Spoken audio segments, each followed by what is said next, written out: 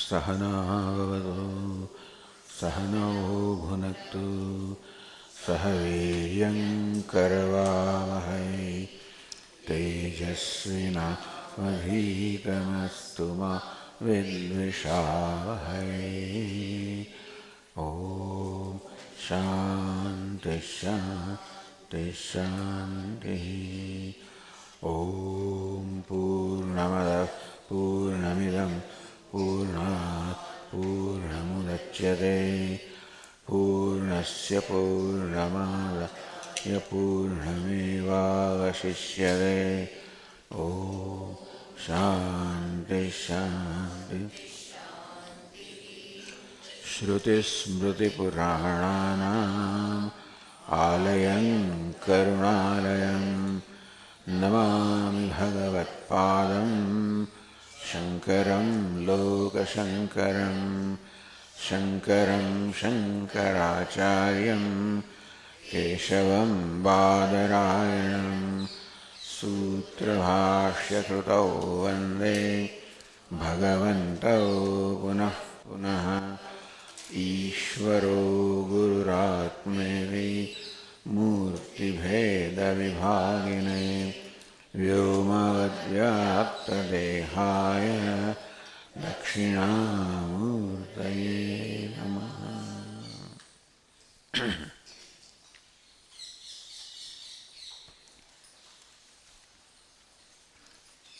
30 શ્લોક દેખાયો. બ્રહ્મજ્ઞાનાત પાસહાનો ક્ષીણક્લેશો જન્મભાગ. બ્રહ્મજ્ઞાનાત પાસહાનો, બ્રહ્મજ્ઞાનથી જ્યારે પાશનો નાશ થાય છે.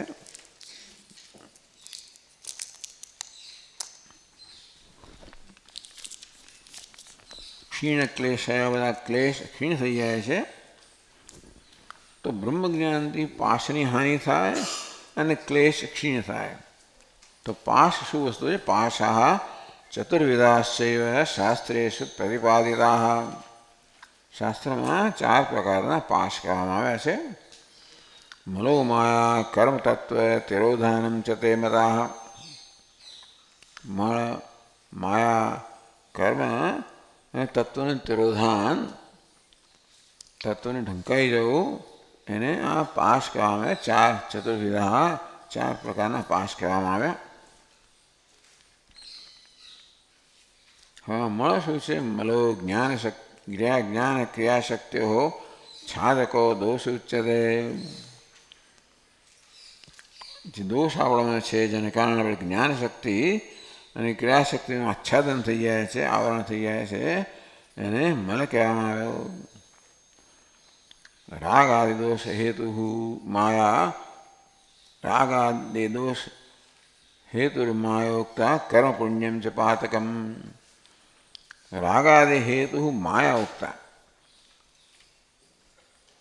તો મલો, માયા, કર્મ, તત્વ તિરોધાનમ, આ 4ને પાશ કહેવામાં આવે. મલ કોને કહેવાય? જ્ઞાન ક્રિયાશક્તિઓ આચ્છાદકો દોષ. મળ એને કહેવાય છે ભાઈ જ્ઞાન શક્તિ ક્રિયાશક્તિને આચ્છાદિત કરે છે, એને મળ કહેવામાં આવે. રાગ આદિ હેતુ માયા ઉક્તા. જે આપણે રાગ દ્વેષ વગેરે જન્માવે એને માયા કહેવામાં આવે. કર્મ પુણ્યમ છે પાતકમ. પુણ્ય અને પાપને કર્મ કહેવામાં આવે છે. મૂઢૈ તત્વ તિરોધાનમ સર્વૈ અપી અનુભૂયતે. અને બધા સર્વૈ મૂઢૈ, બધા મૂઢ લોકો વડે, બધા અજ્ઞાની લોકો વડે તત્વ તિરોધાનમ, તત્વનું ઢંકાઈ જવું, તિરોધાન થવું, એ તો બધા મૂળ લોકો અનુભવે છે.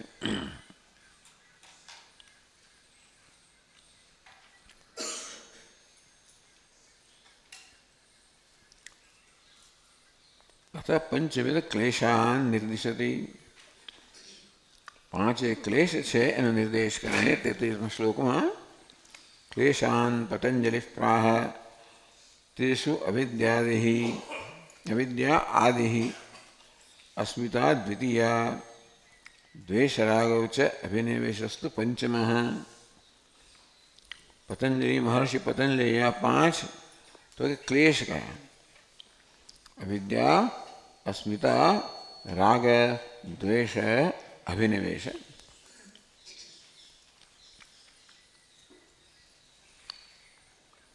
तेषु आदि अविद्या, द्वितीय अस्मिता, अविद्या आदि अस्मिता।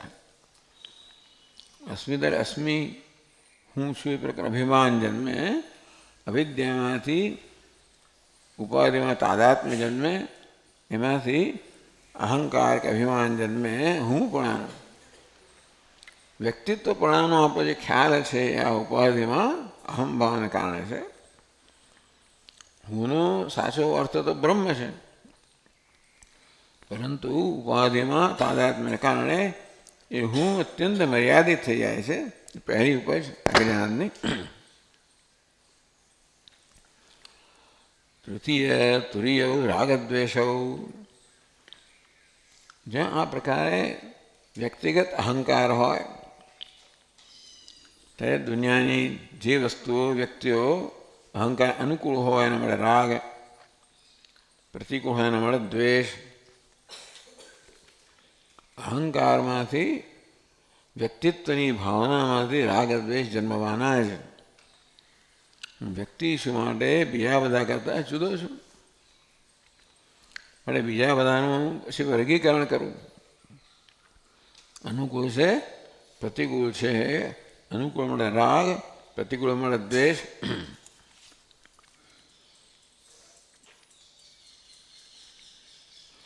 સુખાનુશય રાગ,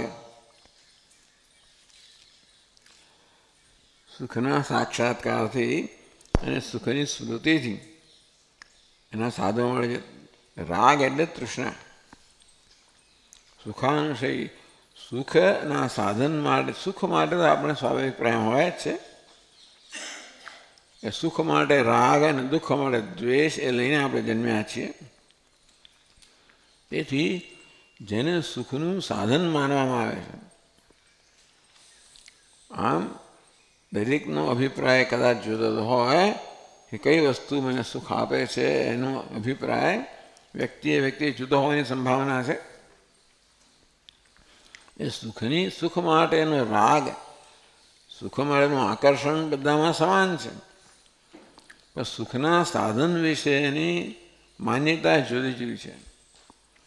હું જેને સુખનું સાધન માનું અને કોઈ દુઃખનું પણ સાધન માને. એટલા માટે સુખના સાધન માટે જે મારી વૃત્તિઓને રાગ કહીએ આપણે, આસક્તિ, અને એનાથી વિરુદ્ધ દુઃખના સાધન માટે દ્વેષ. એટલે સુખ બધાને પ્રિય છે, પરંતુ સુખના સાધનનો ખ્યાલ જુદો જુદો હોવાને કારણે બધાના રાગદ્વેષ જુદા જુદા છે.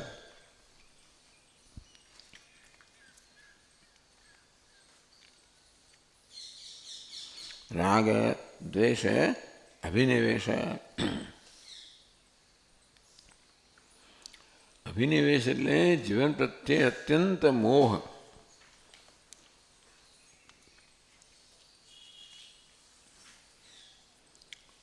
સામાન્ય વસ્તુ અજ્ઞાનમ. અજ્ઞાનનો અર્થ ભ્રમ. આપણે અજ્ઞાન એટલે જ્ઞાનનો અભાવ માન્યો નહીં. અજ્ઞાનમાં બે અંશ છે, આવરણ અને વિક્ષેપ. આત્માને ન જાણો એને આવરણ કહ્યું. આત્મા વિશે ભ્રમ હોવો કે હું અલ્પ છું, મનુષ્ય છું, એને અવિદ્યા કહેવામાં આવે. એટલે આપણે એને અવિદ્યા કહીએ. આવરણ અને વિક્ષેપ, આ વિક્ષેપને અહીંયા આગળ અવિદ્યા કહેવામાં આવી. કંઈક ન જાણતા હોઈએ એટલે એને માટે ભ્રમ જન્મવાની પૂરી સંભાવના છે. એટલે સર્પને જોઈએ છે ખરા, પણ એને ઓળખી શકતા નથી. રજ્જુને જોઈએ છે ખરા, પણ ઓળખી શકતા નથી. ત્યારે રજ્જુ વિશે ભ્રમ જન્મવાની સંભાવના છે. અનુભવ થાય, ઓળખાણ ન હોય. આત્માનો સતત અનુભવ થાય છે આપણને, ઓળખાણ નથી. એ માટે આત્મા વિશે આપણે સતત ભ્રમ ધરાવતા હોઈએ છીએ. ત્યાંથી જ આ પ્રશ્ન સમસ્યાની શરૂઆત થાય છે. આત્માના જ્ઞાનથી, આત્મ વિશેના ભ્રમથી બધી સમસ્યાઓ શરૂ થાય. મારા વિશે ભ્રમ હોય એટલે મારી શું જરૂરિયાત છે, એવી મારો શું મને ગમે છે, શું નથી ગમતું, આ બધું વ્યક્તિગત હોય. એમાંથી બધા સંબંધો, એમાં બધી જ વસ્તુ જન્મે. અજ્ઞાનમ ભ્રમ રાગ દ્વેષ જીવિતાદિ વિષયની પ્રાર્થના. મારે જીવવું છે, મને લાવવું જીવવું છે. માણસ ગમે તેટલું થાય ને ગમે તેટલી પીડા છે તો જીવવાની ઈચ્છા તો જતી જ નથી. આ પાંચ છે પ્રાણીના સર્વ અનર્થ બીજભૂતત્વ ક્લેશ કહેવામાં આવે. અવિદ્યા, અસ્મિતા, રાગ, દ્વેષ અને અભિનિવેશ. આજે આ પાંચ બધા દુઃખના મૂળ છે, માટે એમને પાંચને ક્લેશ કહેવામાં આવે. આપણે આગળ વધીએ 34મા શ્લોકથી. ભોક્તા ભોગ્યમ પ્રેરકશ્ચ ત્રયં બ્રહ્મેતિ તત્વધીઃ ઉપાયેન બ્રહ્મધી સ્યાત્ અરણ્યસ્થાગ્નિલાભવત.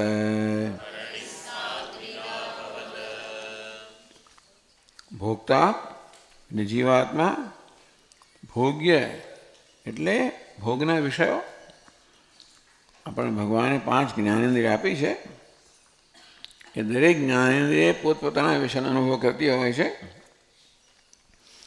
એટલે આ જ્ઞાનેન્દ્રિયો ધરાવનાર, ભોગનું સાધન ધરાવનારને ભોગતા કહીએ. અને એવા શબ્દ, સ્પર્શ, રૂપ, રસ, ગંધ, આ 5 વિષય જે ભોગવીએ છીએ એને આપણે ભોગ્ય કહીએ. ભોક્તા ભોગ્ય પ્રેરિતાયમ છે. આ બધા પ્રેરિત કરનાર છે ઈશ્વર.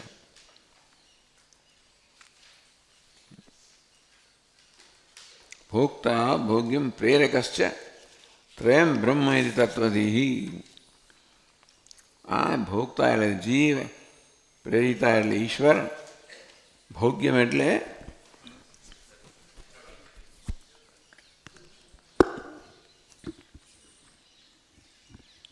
સમગ્ર જગત. ભોગ્ય એટલે આપણા 5 શબ્દ, સ્પર્શ, રૂપ, રસ, ગંધ, આ બધા વિષયો ભોગ્ય કક્ષામાં આવે. હવે કહે છે એતત્થિત એમ બ્રહ્મ. આ ત્રણેય બ્રહ્મ છે એ જાણવું એને તત્વધીહી કહ્યું, તત્વજ્ઞાન કહેવામાં આવ્યું. ભોક્તાનું વાસ્તવિક સ્વરૂપ બ્રહ્મ છે,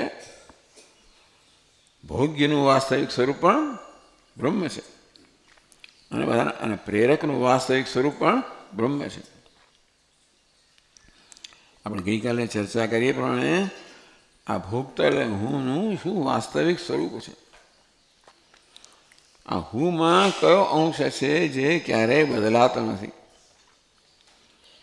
હું એક અંશ બદલાયા કરતા હોય છે. હમણાં હું બોલનાર છું, ચાલનાર છું, ખાનાર છું, પીનાર છું, આ બધા અંશ બદલાયા કરતા હોય. પણ હું છું, હું છું, હું છું, હું છું એનો ક્યારેય બાદ થતો નથી. હું છું તો રહી જ જાય છે. હું એ જ છું. છું એટલે અસ્તિત્વ બતાવે છે, હવા પણ બતાવે છે. એ હુંનું સ્વરૂપ છે હવા પણ, અસ્થિ. એ કેમ જાણીએ છીએ? ભાતી, કારણ કે આનો અનુભવ થાય છે. હુંનો અનુભવ થાય છે માટે હું વિશે આપણને અભિપ્રાય છે.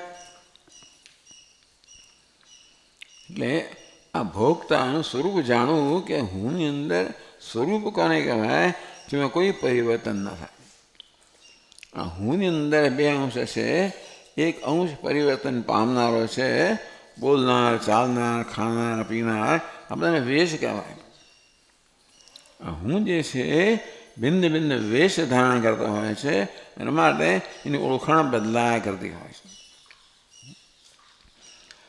ઉપનિષદ કહે છે કે ભાઈ પરમાત્મા અહીંયા પ્રવેશ કર્યો અને પછી વદન વાક પશ્યન ચક્ષુ શૃણવન શ્રોત્રમ. એ જ્યારે બોલે ત્યારે ચાલો હું બોલનાર છું. પશ્યન ચક્ષુ, જ્યારે જુએ ત્યારે હું જોનાર છું. શૃણવન શ્રોત્રમ, ટૂંકમાં આવી રીતે ઇન્દ્રિયો દ્વારા વ્યવહાર કરતો હોય ત્યારે એને પોતાના વિશેના ખ્યાલો બદલાયા કરતા હોય. હું જોનાર છું, સાંભળનાર છું, ખાનાર છું, પીનાર છું. કારણ કે જે ઇન્દ્રિયથી વ્યવહાર કરું છું તેમાં અહમભાવ કરું છું અને પછી મારા વિશે આ પ્રકારના ખ્યાલ સેવું છું. આ બધું જોવા એવું છે. આ બધી વસ્તુઓ માત્ર સાંભળીને આપણે સંતોષ નથી લેવાનો, પણ જોઈએ કેવી રીતે આપણામાં આ પ્રકારના ખ્યાલ ઉઠ્યા કરતા હોય છે. પોતાના વિશેના હું વિશેના ખ્યાલ સતત ઉઠ્યા કરતા હોય છે અને ઉપાધિના કયા અંશ સાથે તાદાત્મ્ય છે એ પરથી આ ખ્યાલ બદલાયા કરતા હોય. ચક્ષુરિન્દ્રિય સાથે તાદાત્મ્ય હોય તો હું જોનાર છું, શ્રોત્રેન્દ્ર તાદાત્મ્ય હોય ત્યારે હું સાંભળનાર છું વગેરે. ઉપાધિના મારા વ્યક્તિત્વના કયા અંશમાં અહમભાવ ધરાવું છું એ પરથી મારા વિશેના ખ્યાલ પણ બદલાયા કરતા હોય છે. આ ભોગતા કહેવાય. જીવ એના સ્વરૂપને જાણવું એ તત્વથી કહેવામાં આવે. ભોગતા ભોગ્યમ પ્રેરિતારમ, ભોગતાનું શું સ્વરૂપ છે, અર્થાત આ ભોગતા જેને કહું છું ભોગવનાર એ હું, એમાં કયો અંશ છે જે બદલાતા નથી. હું છું, હું છું, હું છું. ભોગ્યમ, જગતના પદાર્થો નામ રૂપ શબ્દ સ્પર્શ રૂપ રસ ગંધ, આ 5 પ્રકારના વિષયો છે ઇન્દ્રિયના. એનું શું સ્વરૂપ છે? એ તો પંચમહાભૂતના બનેલા છે. પંચમહાભૂત શેમાંથી બનેલું છે? તો કે પ્રકૃતિમાંથી. પ્રકૃતિનું શું સ્વરૂપ છે? પ્રકૃતિ પોતે અચેતન છે, છતાં પણ આ બધું કરે છે કારણ ક્યાંકથી ચેતના પ્રાપ્ત કરે છે. એટલે પ્રકૃતિનું પણ મૂળ સ્વરૂપ જોવા જઈએ, જગતનું પદાર્થોનું મૂળ સ્વરૂપ જોવા જઈએ તો એ પણ અસ્થિ ભાતિ પ્રિયમ. કારણ કે દરેક પદાર્થ છે. કમળ છે, કેમ કહો છો? ભાસે છે અને પ્રિય છે.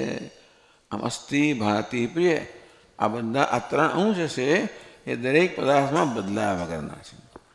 તેથી એને ભોગ્ય કહીએ. શબ્દ સ્પર્શ વગેરે નામ રૂપાત્મક જગત છે એનું સ્વરૂપ પણ કયું છે? તો કે અસ્થિ ભાતિ પ્રિયમ. આ ભોગ્ય છે. આ ઘ્રાણેન્દ્રિયનો વિષય છે, ચક્ષુનો વિષય છે, સ્પર્શનો વિષય છે. એ દરેકની અંદર જે બદલાયા વગરનો અંશ છે એ તો કે અસ્થિ ભાતિ પ્રિયમ. ભોગતા ભોગ્યમ પ્રેરિતારમ છે. આ ભોગતાનું સ્વરૂપ પણ અસ્થિ ભાતિ પ્રિય છે. ભોગ્ય નામ રૂપનું સ્વરૂપ પણ અસ્થિ ભાતિ પ્રિય છે. પ્રેરિતારમ આ બધાને પ્રેરણા કરનાર ઈશ્વર છે. એનું શું સ્વરૂપ છે? માયા સહિતના બ્રહ્મને ઈશ્વર કહેવાય. ઈશ્વરનું મૂળ સ્વરૂપ બ્રહ્મ જ છે, પણ બ્રહ્મ જ્યારે માયાનો વેશ ધારણ કરે ત્યારે બ્રહ્મને ઈશ્વર કહેવાય. એ બ્રહ્મ વ્યક્તિત્વનો દ્વેષ ધારણ કરતા આપણે જીવ કહીએ. એ બ્રહ્મ નામ રૂપનો વેશ ધારણ કરતા આપણે એને વિષય કહીએ. વાસ્તવમાં 3 બ્રહ્મ જ છે, પણ વેશ જુદા જુદા હોવાને કારણે આપણે જુદા જુદા ભાષે છે. એટલે જ એનું અન્વેષણ કરવાની આવશ્યકતા છે કે આ બધાને જે ભિન્ન માનું છું એ વાસ્તવમાં ભિન્ન છે કે મારી માન્યતા છે. તો મને ખ્યાલ આવે કે એક સ્તરે ભલે ભિન્ન હોય, વેશના સ્તરે ભલે ભિન્ન હોય, આ વિવિધ વેશ ધારણ કરવાથી બ્રહ્મ ભિન્ન ભિન્ન ભાષે છે. વ્યક્તિત્વનો વેશ ધારણ કરવાથી બ્રહ્મ જીવ ભાષે છે. નામ રૂપનો વેશ ધારણ બ્રહ્મ ભોગ્ય એટલે વિષય ભાષે છે. અને માયાનો વેશ ધારણ કરવાથી ઈશ્વર ભાસે છે. એક જ બ્રહ્મ, એક જ પરમાત્મા જુદા જુદા વેશને કારણે આ જુદું જુદું ભાસી રહ્યું છે. એ તત્રયમ બ્રહ્મૈવ, આ પ્રકારે આ જીવ જગતને ભોગતા આ ત્રણે બ્રહ્મ જ છે. બ્રહ્મ જ ભિન્ન ભિન્ન વેશ ધારણ કરીને આ ત્રણ રૂપે વર્તી રહ્યું છે, ક્રીડા કરી રહ્યું છે.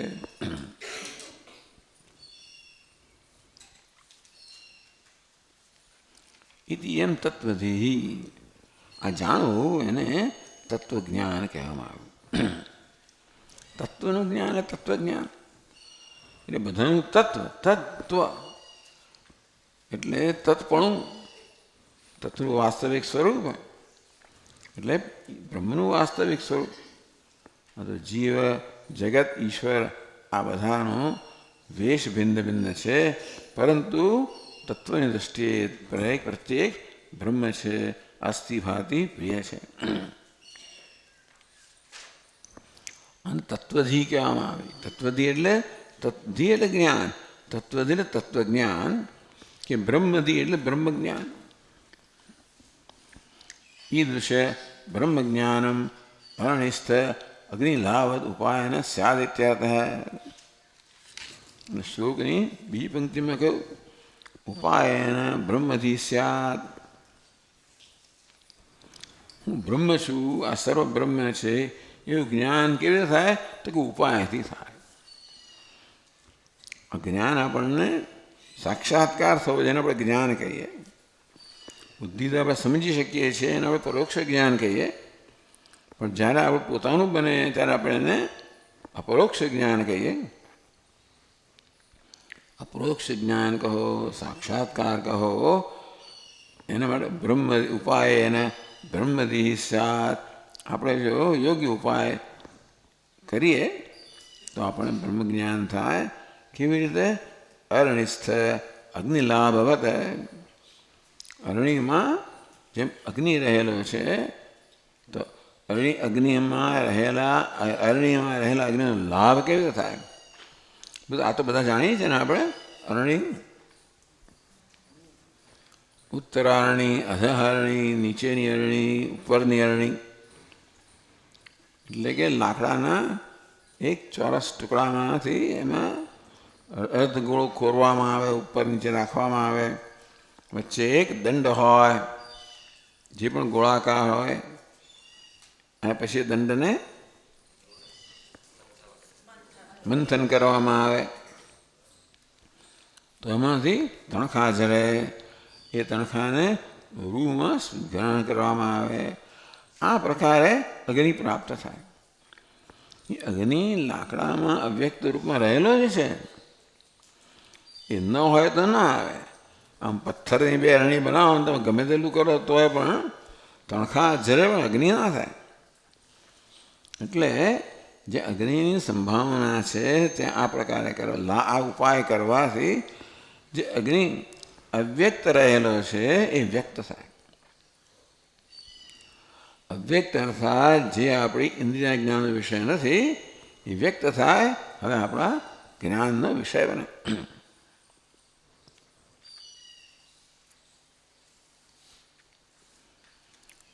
તો આ પ્રકાર ઉપાય કયો. એટલે કે ઉપાય કરીએ તો આપણને બ્રહ્મજ્ઞાન પ્રાપ્ત થાય. તે ઉપાય કરવાથી અરણ્યમાંથી લાકડાનો જ અગ્નિ પ્રાપ્ત થાય. તે પ્રકાર ઉપાય કરવાથી બ્રહ્મજ્ઞાન પ્રાપ્ત થાય.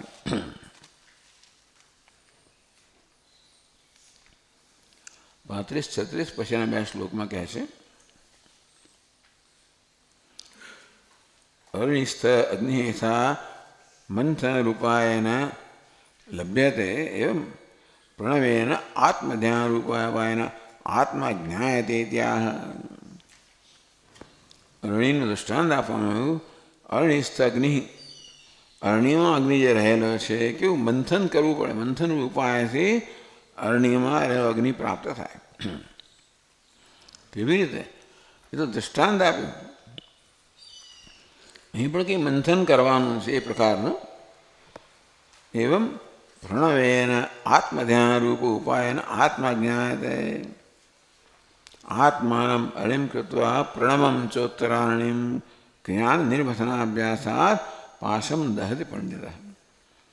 એટલે કૈવલ્યોપનિષદ કહેવામાં આવ્યું, આત્માનમ અળિમ કૃત્વા, પ્રણવમ છે આત્મા નીચેની અણી છે, પ્રણવ ઉત્તરની અણી છે.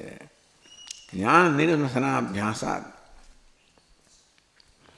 અજ્ઞાનરૂપી નિર્મંથનનો અભ્યાસ કરવાથી. એટલે શું છે કે આ ઉપર ઓમકાર છે, નીચે આત્મા છે, તો ઓમકાર દ્વારા આત્માનું ચિંતન કરવું એ કહેશે આપણને. ઓમકાર આ પ્રકારે આત્માના ચિંતન માટે ઉત્તમ સાધન છે. એટલે કહ્યું ઉપાય પ્રણવેનાત્મા ધ્યાનમ તેનૈષ લભ્યતે તિલાતૈલાદયો યદ્વત લભ્યાસ્તત્તદુપાયતઃ સર્વવ્યાપિનમાત્માનં ક્ષીરે સર્પિરિવાર્પિતમ આત્મવિદ્યા તપોભ્યામ તમ જોઈએ. આત્મવિદ્યા તપોભ્યામ તમ ઉપલભ્ય વિમુચ્યતે.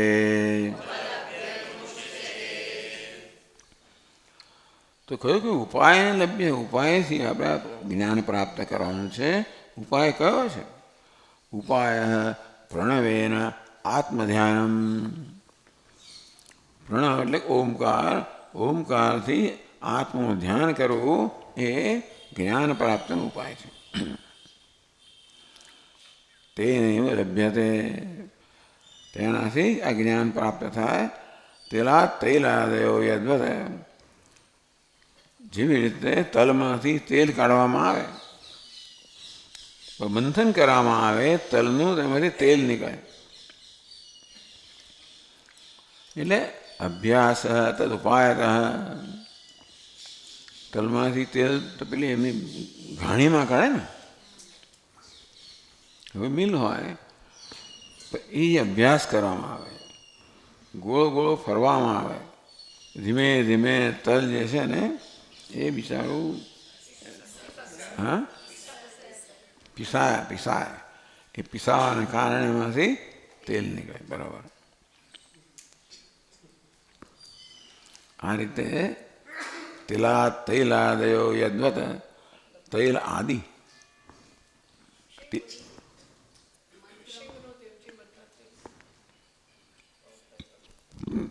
તલમાંથી તેલ ઉપરાંત બીજું શું ને, ખોળ ને બધું નીકળે. એ રીતે દધની એવ સર્પી આપ સ્રોતસ્સુ અરણીષુ ચ અગ્નિ. ઉપનિષદમાં કહેવામાં આવ્યું કે તિલેષ તૈલમ, તલમાં જે તેલ હોય, આ તેલ શબ્દ જ તિલમાંથી આવ્યો. તૈલમ, તિલ એટલે તલ, એ તિલમાંથી તલ તૈલ શબ્દ આવ્યો. તિલેષુ તૈલમ દધની એવ સર્પી. જેમ દહીંની અંદર ઘી રહેલું છે, મંથન કરવાથી પ્રાપ્ત થાય. આપ સ્રોતસ્સુ, જેમ સ્રોતમાં એટલે કે ઝરણાની અંદર જળ હોય. અરણીષુ અગ્નિ, અરણીમાં અગ્નિ હોય. આવા દૃષ્ટાંતો આપવામાં આવ્યા. સર્વવ્યાપિનમ આત્માનમ ક્ષીરે સર્વરિવાર્પિતમ. આત્મા તો વાસ્તવમાં સર્વવ્યાપક છે. જેવી રીતે ક્ષીર એટલે દૂધની અંદર, ઘી સર્વવ્યાપ્ત છે. દૂધ છે, એમાં દૂધમાંથી પછી દહીં બનાવીએ, દહીંમાંથી છાશ બનાવો, એને પછી મંથન કરો, એમાંથી માખણ બને, એમાંથી ઘી બને. આમ ઉપાય કરીએ તો દૂધમાંથી ઘી મળે. દૂધમાંથી એમને ઘી ના મળે. દૂધમાં ઘી સર્વત્ર વ્યાપ્ત છે તો ખરું જ, પણ જે છે એને વ્યક્ત કરવું પડે ઉપાયથી. સર્વવ્યાપિનો આત્માનમ ક્ષીરે સર્પિરિવાર્પિતમ આત્મવિદ્યા તપોમૂલમ ઇત્યાદિ.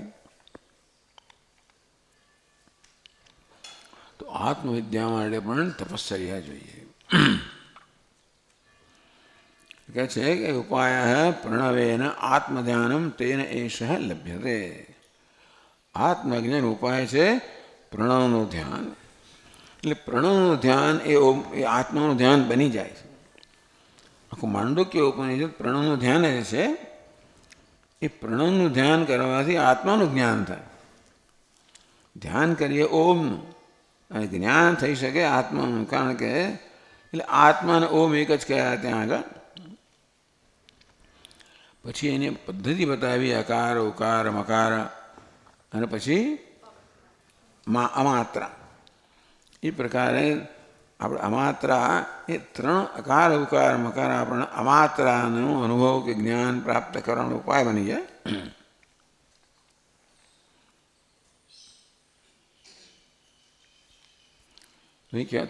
તૈલાદયો યદ્વત લભ્યા તદુપાય તત. જેવી રીતે તલમાંથી તેલ ઉપાયથી પ્રાપ્ત થાય, ચાલો મંથન ઉપાયથી પ્રાપ્ત થાય, તે રીતે આ પ્રણવના મંથનથી આપણને આત્મજ્ઞાન પ્રાપ્ત થાય.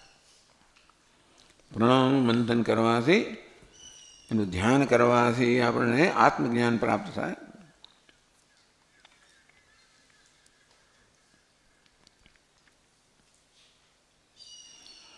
આત્મવિદ્યા તપોમૂલમ યંત્ર. આત્મવિદ્યા છે, તપસ છે, મૂલમ અવગતિ સાધનમ યસ્યેતિ.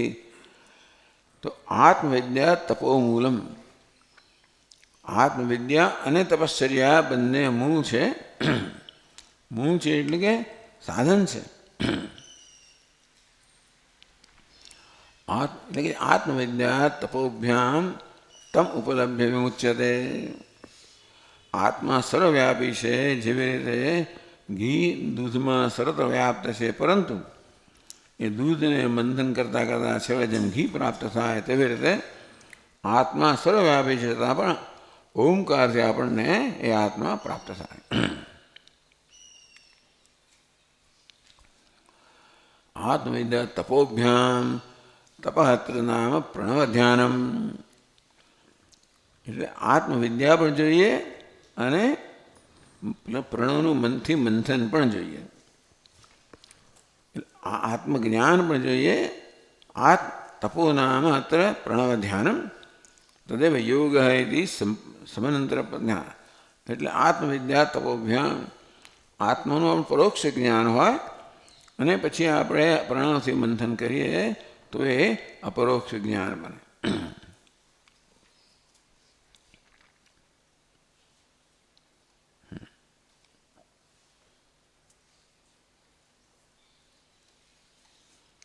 તો પછીના 37મા શ્લોકમાં કહે છે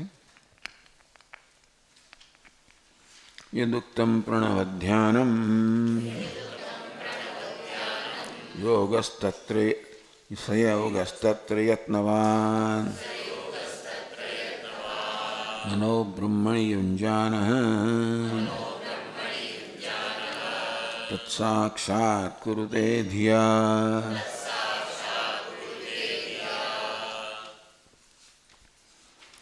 યદુક્તમ પ્રણવધ્યાનમ. આગળના શ્લોકમાં એને પ્રણવ ધ્યાન કહેવામાં આવ્યું કે પ્રણવનું ધ્યાન. એ પ્રણવનું ધ્યાન આત્માનું ધ્યાન બની જાય છે.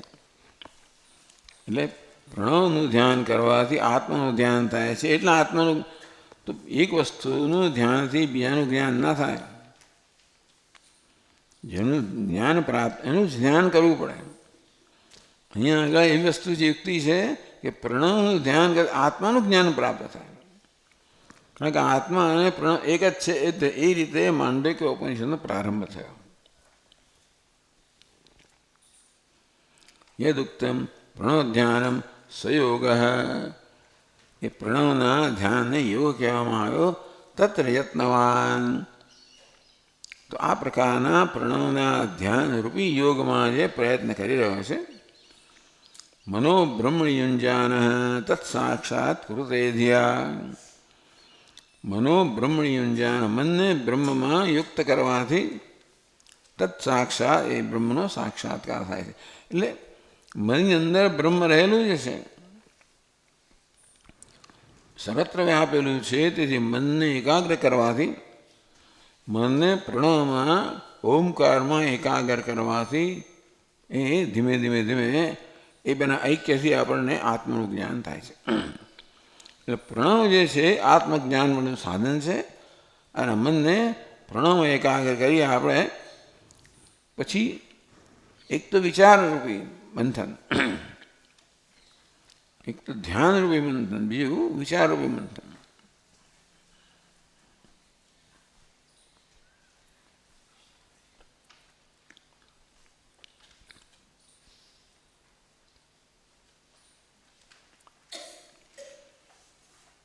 હવે એનું ધ્યાન કેમ કરવું પ્રણવનું, એ વિશે કહેવામાં આવે છે.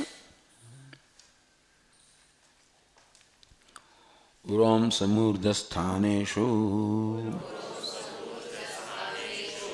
ત્રિષુ દેહમ સમુન્નતમ અવસ્થાપ્યાત્મનમ જિત્વા અવસ્થાપ્યાસનમ જિત્વા પ્રત્યાહારમ સમાચરેદ.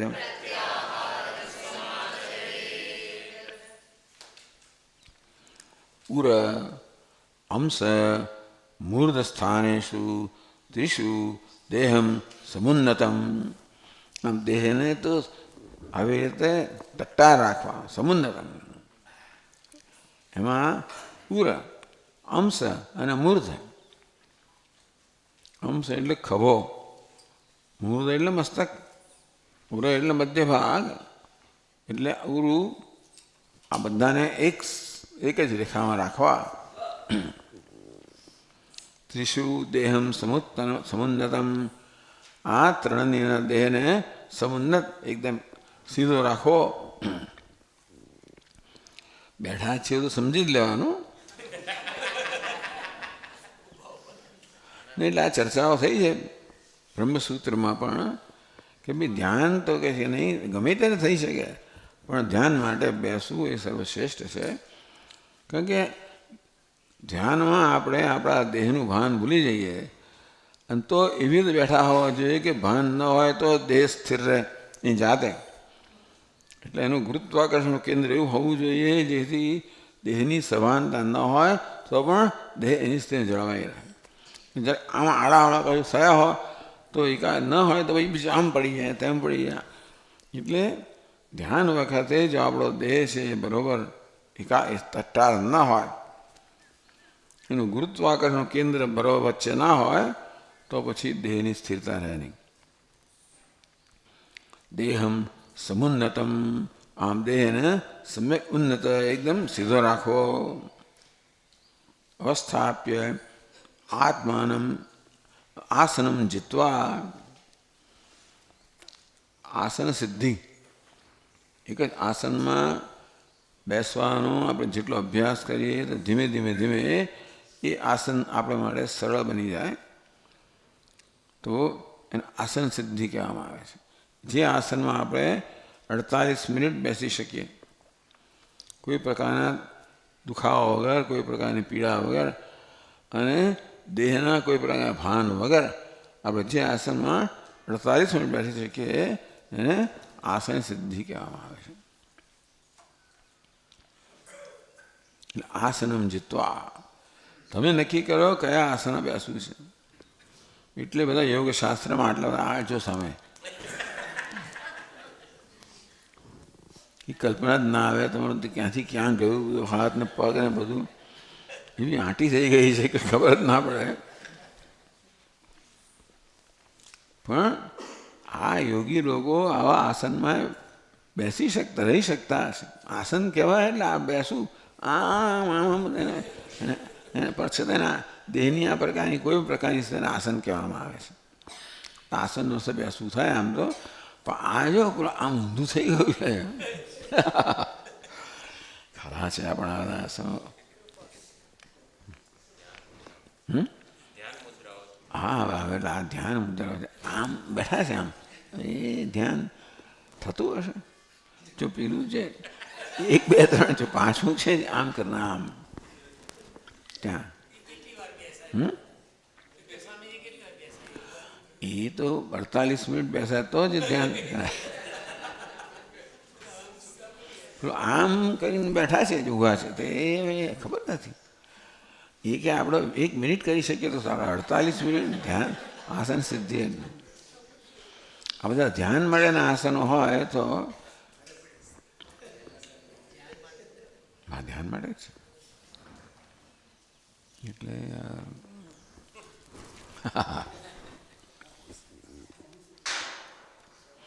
આસનમ જીત્વા પ્રત્યાહારમ સમાચરે.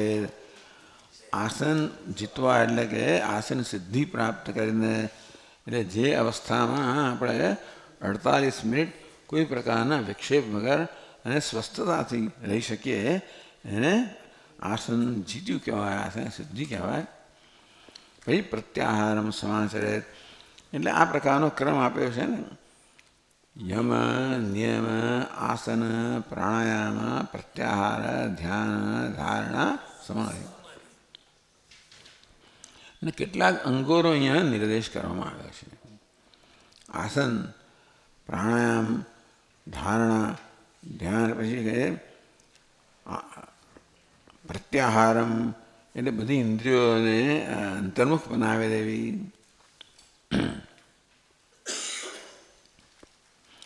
આસન પ્રાણાયામ પ્રત્યાહાર ધારણા કોઈ સ્થળમાં એકાગ્રતા ધ્યાનમ એમાં ચિત્તને કેટલોક સમય રાખવું અને સમાધિ કોઈ પ્રકારના પ્રયત્ન વગર જ્યારે એમાં રહે.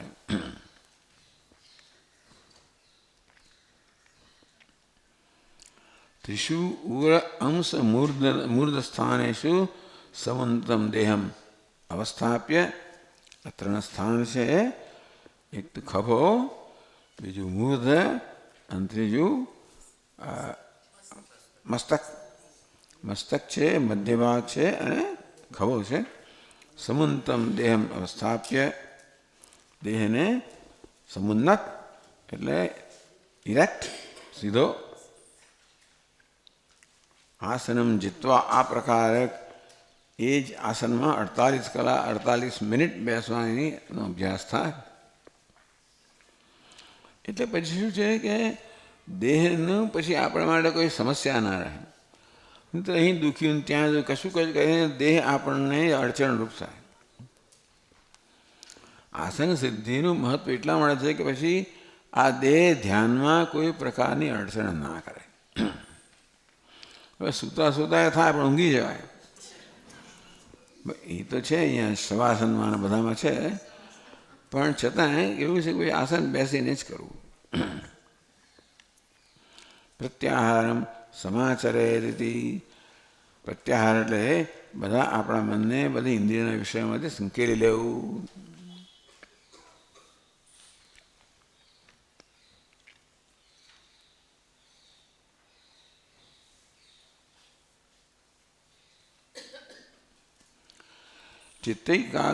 ચિત્તૈકાગ્ર્યાય શરીરધારણા પ્રકારોપી સાધનતયા ઉક્ત યોગ ગ્રંથેષુ. ચિત્તને આપણે એકાગ્ર ચિત્તને કરવું છે. એ મને શરીરની અવસ્થાને પણ મહત્વ આપવું. કારણ કે શરીર હાલતું હોય કે શરીરની અવસ્થા ચિત્તની અવસ્થા પર તરત અસર કરતું હોય છે. શરીર સ્વસ્થ હોય અને સ્થિર હોય તો ચિત્ત પણ સ્થિર હોય. એટલે બીજું કંઈ નહીં તો શરીર જે પ્રકારની અડચણ કરતું તો ચિત્તની એકાગ્રતા એ કરતું અટકે. ચિત્તને પોતાની બધી સમસ્યાઓ હોય રખડ્યા કરતું હોય પણ દેહ છે એ પણ ચિત્તની એકાગ્રતામાં અસર કરનારું છે. મારા દેહને આ પ્રકારે સ્થિર ને સ્વસ્થ રાખવામાં આવે તો એ ચિત્તને કોઈ રીતે એની એકાગ્રતામાં ખલેલ ન પડે.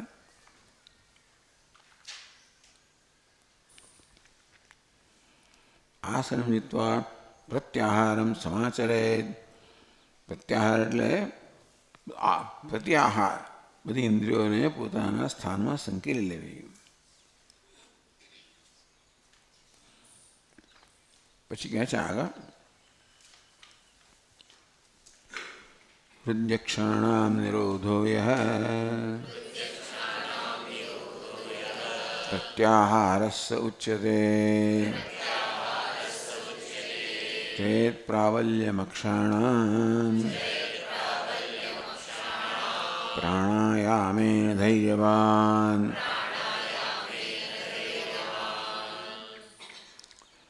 હૃદય અક્ષર બેસા હૃદયક્ષણા એટલે હૃદય અક્ષાણામ यह निरोध सह प्रत्याहार उच्यते. हृदयની અંદર ઇન્દ્રિયા અક્ષાણામ એટલે ઇન્દ્રિયાણામ, તો હૃદયની અંદર ઇન્દ્રિયોનો નિરોધ કરવો એને પ્રત્યાહાર કહેવામાં આવે. અર્થાત બધી ઇન્દ્રિયો એકાગ્ર થાય છે, હૃદયની અંદર જ બધું એકાગ્રતા છે. હૃદય ઇન્દ્રિયાણી મનસા સદનિરુદ્ધ પ્રાણ પ્રપીડ્ય, પ્રાણને પીડા આપવી. એટલે ટૂંકમાં પ્રાણાયામ એટલે પ્રાણને પીડા આપવી. આયામ એટલે રોકવું. પ્રાણ એટલે પ્રાણને રોકવું.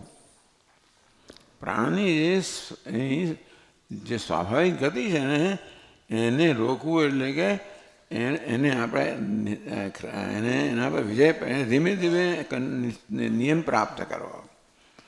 એટલે 16 વાર 1 મિનિટ શ્વાસ લેવાતા હોય તો 15 વાર 14 વાર 13 વાર એવો અભ્યાસ કરતાં કરતાં યોગીઓ તો 1 મિનિટમાં 1 વાર શ્વાસ લે. આ શ્વાસને કારણે મન જે એના પર અસર થતી હોય છે, એટલે શ્વાસ કે આ પ્રાણા આ પ્રકારે જેટલી સ્વસ્થતા આવે એટલી મનમાં પણ આવે.